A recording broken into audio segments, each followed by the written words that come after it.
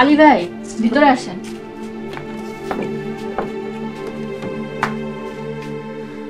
ভাইমা তোমার রাইতের ভাত।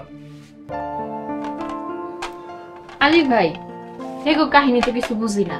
আগে যে বাড়িতে কাজ করতাম ওনারা খাওয়ানোর পর আমি নিজেই খাইতাম, কি খাইলাম কতখানি খাইলাম জীবনে দেখেও নাই, সেটা কেমন জানি। আর দুনিয়া সব মানুষ তো এক হয় না। আর যাই হোক মেলা রাত হইছে, তুমি খাইয়া শুয়ে পড়ো। আর শুনো সকালবেলা কিন্তু তাড়াতাড়ি উঠতে হইব, সারাদিন আর রেস্ট পাইবা না। কোনো সমস্যা নাই, আমার অভ্যাস আছে। এছাড়া ফজরের নামাজের পর আমার ঘুমও আসে না। মাশাআল্লাহ খুব ভালো অভ্যাস করছো। আচ্ছা আমি যাই। আলী ভাই ওনারা সকালে কি নাস্তা করে তা তো জানি না, আপনি সকালে আমার একটু বুঝাই দিয়েন। সকালে নাস্তা আমি বানাবো নি, তুমি দুপুরে রাইন। না না, আমি এখন আইছি না, আপনি এখন রান্না বাড়া নিয়ে আর চিন্তা করেন না। তুমি তো দেখতেছি আমার একেবারে বেকার বানাই ফেলাইবা, আমার আর কাম ছাড়া ভালো লাগে না।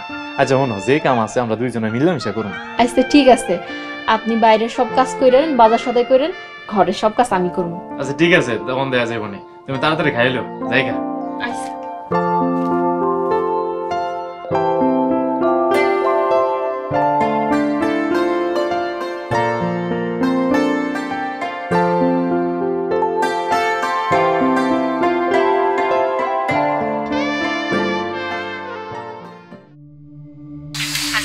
তাইলে কলাম কথা ফাইনাল, আলী যেন ভুলেও কিছু না জানতে পারে।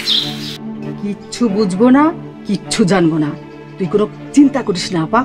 আচ্ছা তাইলে আলীরে পাঠাইলাম, একটু বোঝাই শোনায় কাজ করিস, আর একটু ভালো মুখে কথা কইস, দেখবি কুত্তার মতো খাটবো। খালা এই লন চা।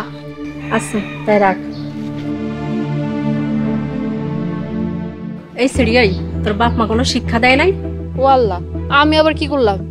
কথা নাই বাতরা নাই, আইসে হুট করে সামনে খাড়াইলি, কাশ কুশ না দিয়া কি শুনতাছিস চোরের মতো? তওবা তওবা খালা, আমি কিচ্ছু শুনি নাই। চুরি কইরা মানুষের কথা শোনা গুনাহ, মহাপাপ। যাই হোক আলীরে ডাইকা দে। আর রান্না বান্নার কি অবস্থা, নাস্তা রেডি হইছে?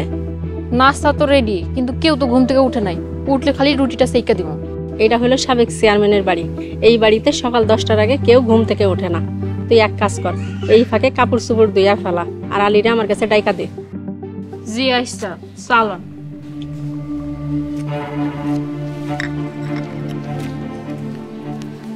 আসসালামু আলাইকুম খালাম্মা, আমরা ডাকছেন? হ্যাঁ তোরে ডাকছি, তোর হাজারা খালার খুব বিপদ, তুই যাবি বাবা? অবশ্যই যাবো। তাইলে ঠিক আছে যা, আর তোর হাজারা খালা যা কয় একটু করিস। ঠিক আছে খালাম্মা, তাইলে আমি হাজারা খালাকে বাড়িতে গেলাম। আসসালামু আলাইকুম। ওয়ালাইকুম আসসালাম, যা।